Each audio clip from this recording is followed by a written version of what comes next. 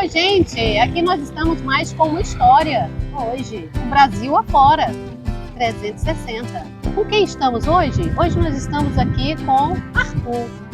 Arthur, escritor, Arthur viajante, né?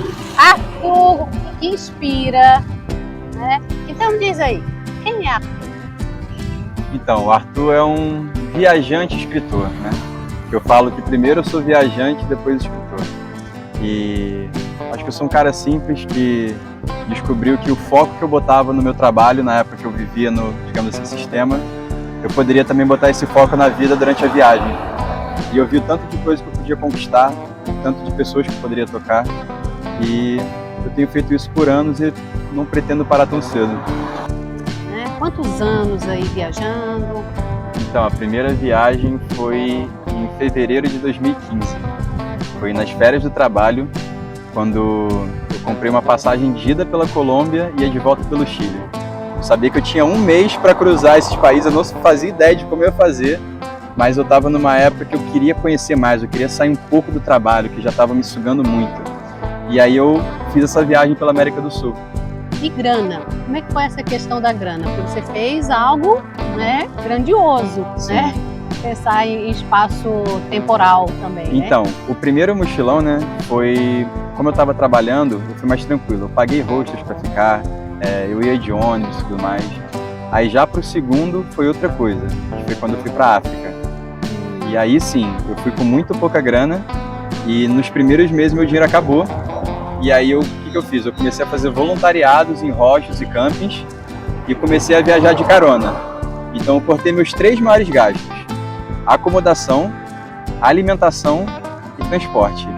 E aí eu vi que eu poderia viajar por muito tempo. Só que faltava um fator ainda: conseguir fazer a grana durante a viagem. Que é um desafio, né, gente? Imagina uma pessoa viajar sem ter certeza que no final do mês vai ter um dinheiro, ou final do dia, né? Pensa que desafio, né? Então, o que te move? Foi ter descoberto que essa vida que eu escolhi, eu consigo prolongar meu tempo de vida. Porque eu escuto tantas pessoas, eu sempre escutei as pessoas falando que a vida é muito curta, a vida não sei o quê, só que eu percebi que vivendo do jeito que a gente quer, a gente consegue viver anos em um só. Então o que me move são o tanto de experiências que eu posso viver e o tanto de coisa que eu posso, o tanto de vida que eu posso prolongar, sabe? Isso me move muito, as pessoas, os lugares. Interessante. Gente, olha bem, nós estamos aqui em Pipa, né? Nos conhecemos no meio dessa jornada, né? Também como viajantes, foi muito gostoso a nossa conversa. Sim. E o porquê você achou interessante sentar um pouquinho, conversar conosco? Como é que foi isso? Curiosidade? Também, porque assim, eu tava ali na Praia do Amor, né, vendendo os meus livros. E aí quando eu subi, eu vi o motorhome estacionado, a van estacionada, eu falei, caraca. E gente, sempre que eu vejo alguém de motorhome, algum viajante, eu paro para trocar uma ideia, porque, cara, é uma coisa incrível, sabe? São pessoas que a gente muda o nosso jeito de viver, mas a gente se encaixa e se acha nesse jeito de viver. E quando eu vi aquele motorhome parado, eu falei, não, eu preciso conversar com eles. E aí eu fui, abordei para falar sobre o livro e saber um pouco da história deles. E cá estamos, pô. Nem sabia que vocês tinham um canal, nada, e a gente parou para conversar. E eu fiquei sabendo da história deles também, que me motivou muito. E agora a gente está aqui. E lembrando que estamos aqui em Pipa, já que ele fez referência à Praia do Amor. Né? Temos tantos lugares aqui gostosos, né? O Chapadão aqui, que é uma delícia, né? E outras, né? A gente vai descendo aqui, cada momento que a gente desce, a gente encontra uma praia, encontra um pub, encontra gente, encontra... Aqui, gente, a impressão é que todo mundo está aqui, tá? A gente escuta línguas e línguas nessas conversas, literalmente. Não é isso? Pior que é verdade. Pipa, Rio Grande do Norte. E por que você escolheu aqui? Bem, já tinha ouvido falar de Pipa muitas vezes, né? Eu acho que é um ponto que muitos viajantes, como você mesmo falou, do mundo inteiro, né, vêm para cá. E Pipa é uma referência no Brasil. E eu acho que para todo viajante que gosta de natureza, gosta de conhecer pessoas, lugares, Pipa é um desses lugares que proporciona isso tudo e até mais. E como eu escolho cada lugar, assim, eu estou viajando por todos os estados do Brasil. E eu escolho, eu vou nas capitais para conhecer, mas eu fico também em lugares menores. Então eu escolhi Pipa por ser esse lugar fora de capital que poderia me proporcionar tudo o que eu queria. Viver momentos diferentes, mas também um lugar com bastante natureza e que também eu pudesse vender meus livros. Mas principalmente pela natureza aqui que é surreal, sabe? Eu gosto de acampar, eu gosto de andar pelas praias, eu gosto de fazer muita coisa e Pipa tem tudo isso. Então vale a pena, né? Vir conhecer esse cantinho aqui do Rio Grande do Norte. Está sendo uma delícia também pra gente, né? Nossa vivência, nosso dia a dia. Bem, e você disse que tinha trabalhado antes nos serviços, digamos, tradicionais, Sim. né? Sim. Do que você se envolvia no quê? Então, eu era vendedor numa loja chamada Reserva. É uma que tem o Pica-Pau, né? É uma marca conhecida nacionalmente. Era ótimo financeiramente, só que ao mesmo tempo também me prendia um pouco, né? Porque não sei se todo mundo aí sabe como é trabalhar em shopping, mas é de domingo a domingo, né? Uma folga na semana, segunda, quarta, terça ou quarta. Então, para ter um final de semana livre, só férias, que você vai ter um sábado e um domingo ali. Mas assim, eu sabia onde eu estava indo, né? Eu sabia onde eu estava me enfiando. Mas foi um trabalho também que eu sou grato, porque ele me fez viver o outro lado para saber o que eu gostaria de viver. Me fez ver financeiramente o que eu era capaz de viver, mas também me fez perceber que o meu tempo era muito valioso. Então sou muito grato ao que eu vivi lá, mas eu percebi que minha liberdade ela valia muito mais. É interessante, né, gente? Como não questionar isso, né? Quantas pessoas passam aqui e diz, meu sonho era viver, né? Passeando por aí ou sei lá, mochilando, né? De bike, de moto, cada um vem e chega com história. Né? Aí a gente fica pensando, o que impede? Né? Sei que tem um tanto de medos, né? Claro. Eles são mais psicológicos do que externos, porque quando a gente sai e coloca o pé na estrada, a gente vê que é bem diferente, né? Não que a gente não precise ter os cuidados, mas a gente vê que tem muito mais amor do que dor, no sentido da nossa estrada, né? Bem, agora vamos falar dos livros. Ele tem 2 livros, gente, vale a pena cada letra, né? Vamos falar de um por um deles? Claro. E fala aí, primeiro vamos para o título, né? Qual que você escreveu primeiro? O primeiro livro foi sobre uma viagem que eu fiz pelo continente africano. E foi quando eu larguei o meu emprego na Reserva e eu decidi que eu ia continuar viajando o mundo, só que eu queria explorar bastante a África. E chama Imagine Onde Você Quer Estar. E lá eu morei em vilarejos. Morei num vilarejo chamado Tiquiwawa, foi onde eu ajudei a construir uma escola com a comunidade. Quando chamavam para jogar bola eu ia, dormia em diversos cantos, acampava. Foi lá na África também, gente, que eu comecei a viajar de carona. Essas foram as primeiras caronas. Foi quando meu dinheiro estava finalizando, eu queria continuar conhecendo os lugares, eu falei, cara, eu vou continuar. Só que eu tinha muito medo de pegar carona. Só que eu falei, não, eu vou. Pô, como é que eles dão carona lá? A galera dava carona rindo, feliz. E eu também botei todo o trajeto que eu fiz. Que eu cheguei pela África do Sul, subi para Moçambique, vim para o Malawi. E a parte pontilhada no mapa foi quando iniciou a carona que meu dinheiro estava finalizando. Aí eu cruzei o Malawi todo de carona, a Zâmbia, Zimbábue, Botsuana e voltei para a África do Sul. E essa foi uma viagem de 1 ano pelo continente africano. E dentro desse 1 ano, me diz aí, diz pra gente, diz pro nosso canal aqui, o que a África deixa em você? Poxa, como a gente consegue ser feliz com o suficiente, sabe? Na verdade, eles me mostraram o quanto eles poderiam ser felizes com muito pouco.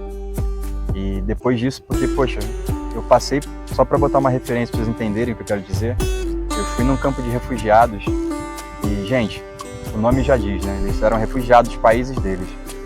E teve um momento que eu fui jogar bola com as crianças e que, às vezes, eu faço isso durante a viagem, eu fico observando o que eu estou vivendo. E eu fiquei olhando as crianças rindo, brincando umas com as outras, os adultos brincando, rindo.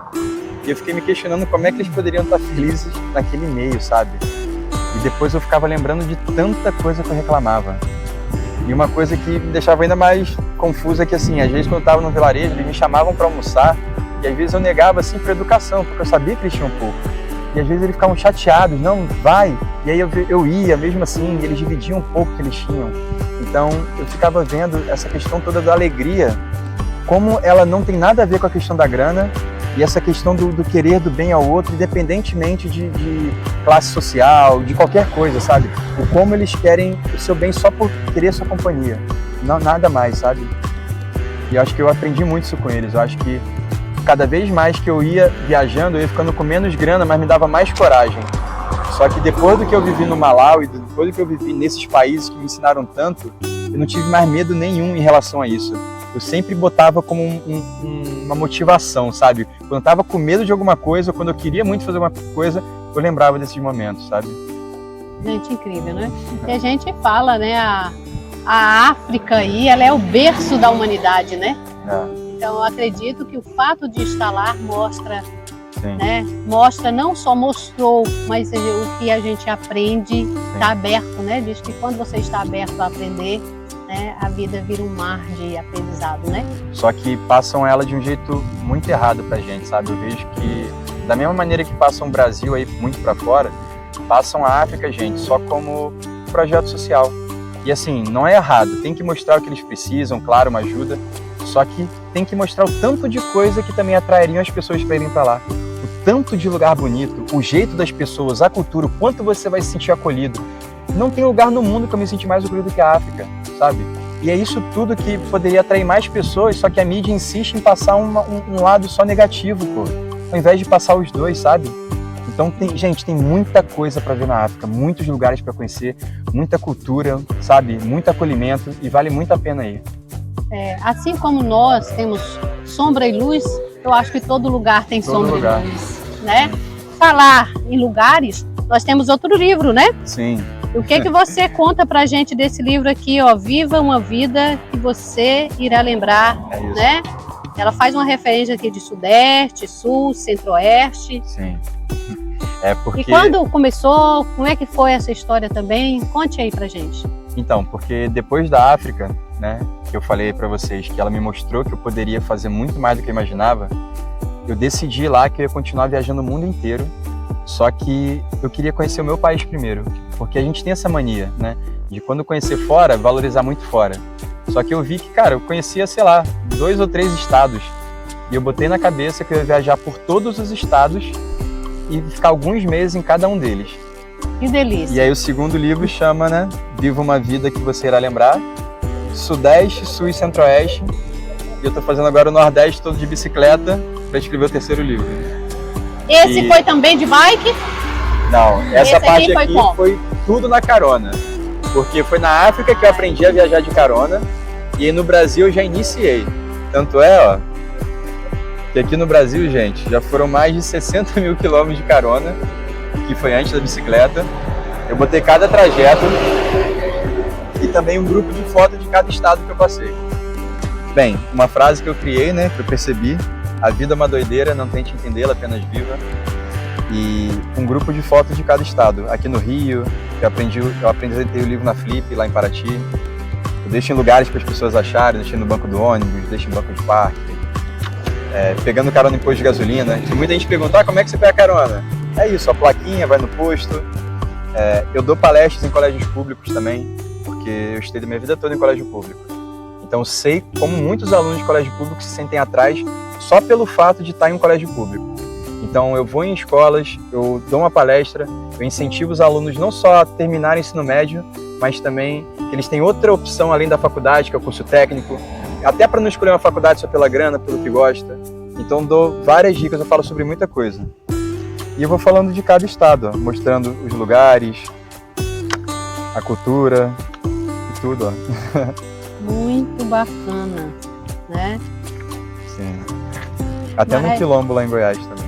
Então, você diz que teve um momento do livro aí que foi muito marcante, né? Em relação a mãe, né? Então já Sim. falando aí, eu quero que você dê uma canja pra gente, tanto dessa história, como qual a relação, que mão é essa que está aí neste livro, né? Porque ele abre com 2 mãos. Sim. E aí a gente quer saber dessas mãos. Aham. E já deixa aqui um espaço para que você possa deixar o recado para seus familiares, Sim. né? Eu sei que fica lá também com o coração apertadinho, sem saber onde está meu filhote, onde está meu irmão, onde está meu sobrinho e assim por diante. Me fala. Então, sobre essa questão da família, né, gente, eu também percebi que, até mesmo durante a África, que a viagem ela pode ou separar, deixar muito distante da família, ou ela pode aproximar. E depois de ficar 1 ano fora de casa, né, 1 ano longe assim da minha mãe, eu percebi que eu estava deixando de viver com quem eu mais senti falta. E quando eu comecei a viajar no Brasil, eu convidei a minha mãe para vir me visitar no estado que eu estava, né, num hostel que eu estava voluntariando. Ela veio. E eu decidi todo ano convidá-la para viajar comigo. E teve uma viagem que eu chamei ela para ir, que foi em Goiás. Que ela foi comigo e foi a primeira vez que a gente viajou de carona juntos. E até essa foto aqui, eu e minha mãe atrás de um caminhão, viajando de carona. E foi um momento muito marcante da minha vida, que depois dessa viagem, foi quando eu me abri para ela, quando a gente conversou sobre diversas coisas, quando eu vi que ela estava tão disposta a viver comigo minha vida depois de adulto. E eu percebi que eu estava caindo num padrão que a maioria dos filhos caem. Você saiu de casa, tá adulto, é almoço de domingo, sabe? É a maioria do erro que os filhos cometem. E eu acordei para a vida e eu vi que eu não quero ter essa lembrança, eu poderia ter vivido com a minha mãe. Quantas vezes eu escutei, aproveita sua mãe, ela vai estar aqui sempre. E todo filho escuta isso, pô. Mas a gente deixa entrar por um ouvido e sair pelo outro.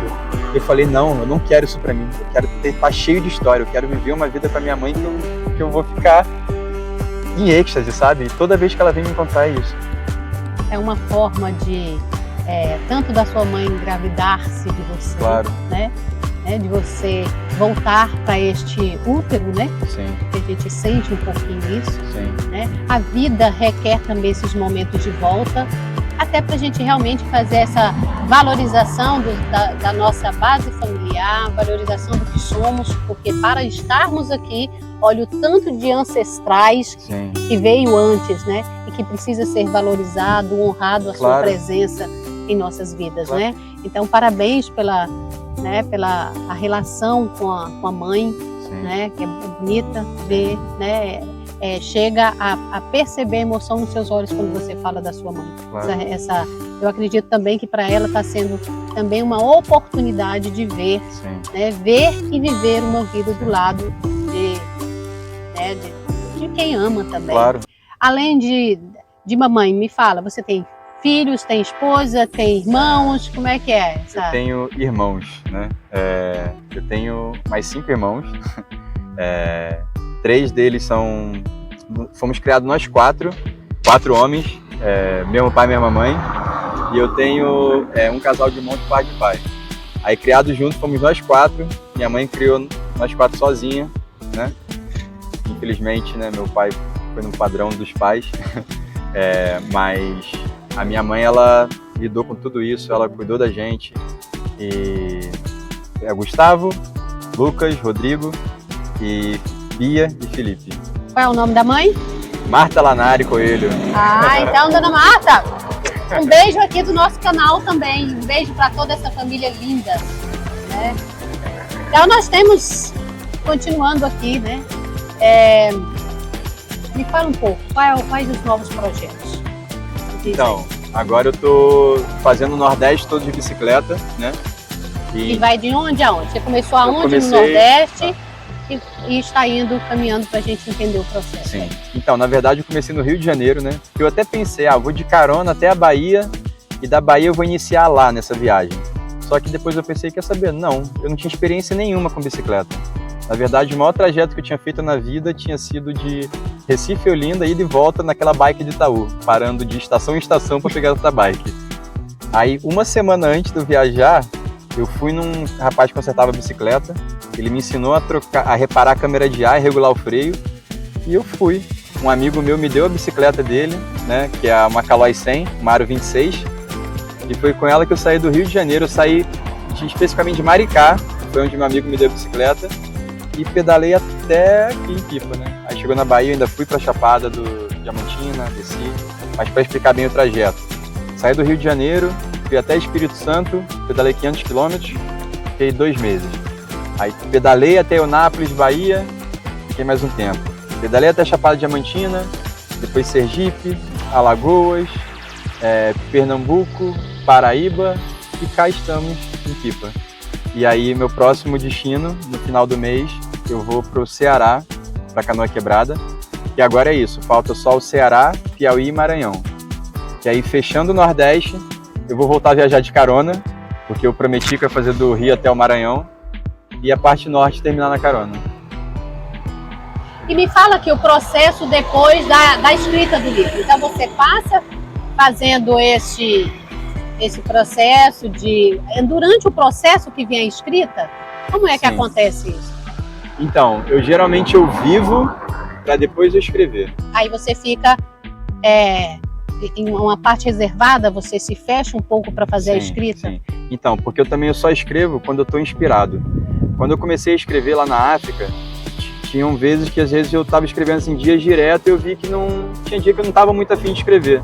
E logo no início eu já percebi isso. Eu percebi que era muito mais fluido quando eu estava inspirado. Só que é isso, né, gente? Na viagem, diversas vezes bate inspiração. Então não tem essa preocupação de será que eu vou estar inspirado para escrever? Não, uma hora vai vir.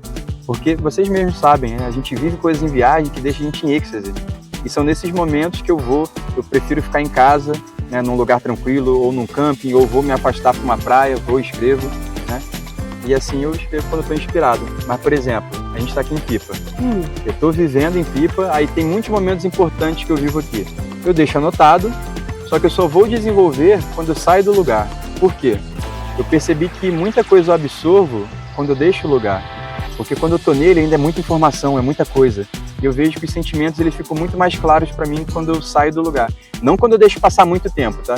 É logo nos primeiros dias quando eu saio. E eu consigo desenvolver muito mais. Então é quando você vai fazer o checklist. Exato.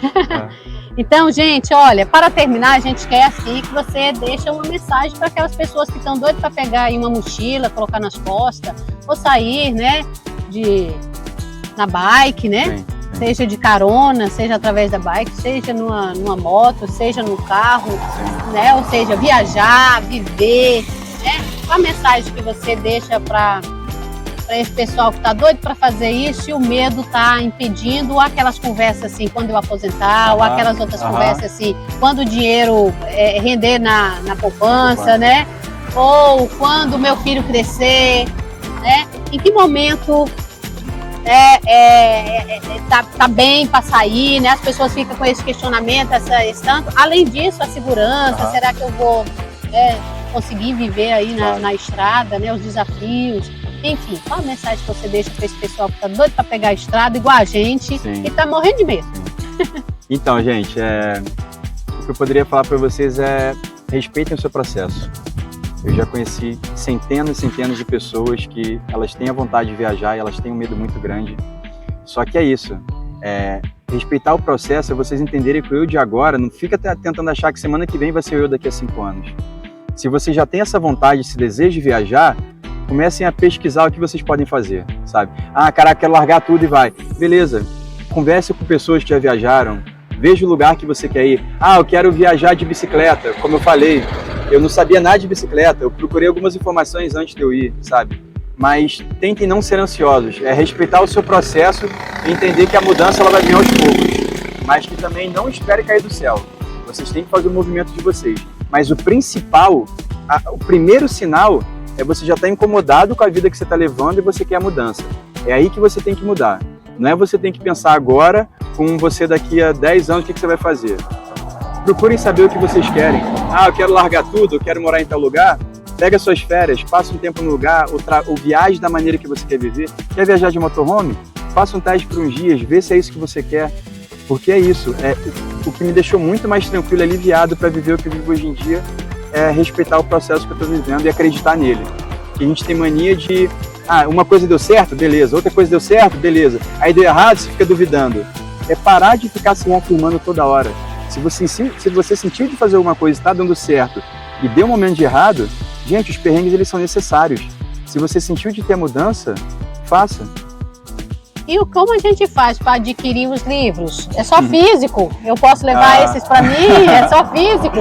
Ou você tem ele também de outra forma, tal, e-book? Me conta aí como seus contatos, já diz aí pra gente como é que é. Então, eu não botei meu livro, gente, em nenhuma livraria, né, em nenhum lugar para ser vendido, né?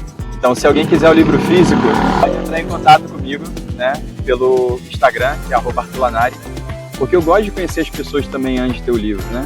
Porque, sei lá, eu mando um áudio, a pessoa escuta a minha voz, ela vê, porque a leitura fica completamente diferente. Então pode mandar uma mensagem para mim no Instagram, a gente troca uma ideia, eu envio, e eu também vendo ele no formato digital com contribuição livre. Eu envio o arquivo em PDF para o WhatsApp na hora e a pessoa contribui com o que sentir e quiser. Gente, quer adquirir, não tem desculpa. Seja físico, seja online, vão ler. Até porque nós vamos ler história vivida cada centímetro, né? Foi pisado neste chão com muita honra, né? E assim, mesmo se vocês não quiserem comprar o livro, mas quiserem simplesmente conversar, seja sobre a África, ou seja sobre uma viagem, sabe? Se você tiver dúvida como começar, o que fazer, pode mandar uma mensagem, não tem problema, sabe? Eu vou ficar feliz de poder ajudar também. Até porque eu já incentivei muita gente a fazer mochilão, muita gente a, enfim, mudar de cidade, mudar de emprego. Então, o que eu puder fazer para contribuir nisso também, podem mandar uma mensagem, gente. Não é só comprar o livro, beleza? E aqui a gente vai encerrando, né, com o Arthur, deixando assim a nossa gratidão por este momento. Obrigada. Eu que agradeço. Né? Foi muito bom estar com você aqui, né? Uma honra saber da sua história. E a gente quer acompanhar de pertinho aí. Né? Já adquirimos online, né? Até porque como a gente está no espaço micro, né? Gostaria muito de levar o físico também, né? Mas a gente está aqui acreditando porque a gente vê nos seus olhos as suas verdades. E quando a gente coloca as verdades, os sonhos, né, no caminho, não tem como dar errado não, né? Todo dia a gente se impulsiona, chega com o nosso projeto para Deus. O nosso projeto para Deus é o propósito que Ele traz a gente à Terra, né? Gratidão de coração. Muito obrigado. Valeu, gente. Obrigado por tudo. Alô, garoto.